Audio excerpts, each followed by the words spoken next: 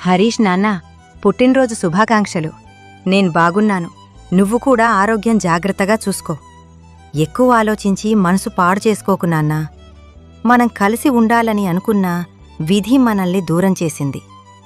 కానీ నువ్వు జీవితంలో గొప్ప స్థాయికి ఎదిగి సంతోషంగా ఉండాలని కోరుకుంటున్నాను. అమ్మమ్మ, తాతయ్య, నానమ్మ, అత్తయ్య, బావ, నాన్న, పిన్ని వీళ్లందరూ నేను లేని లోటు తెలియకుండా నిన్ను పెంచి పెద్ద చేసినందుకు వాళ్లకి ఎప్పటికీ రుణపడి ఉంటాను. వాళ్ళ మాట ఎప్పుడూ కాదనుకున్నానా. నీ పెళ్లి చూడ్డానికి మళ్ళీ వస్తాను. నీ కడుపున కూతురిగా పుట్టి అమ్మగా పంచలేకపోయిన ప్రేమను కూతురిగా నీకందిస్తాను.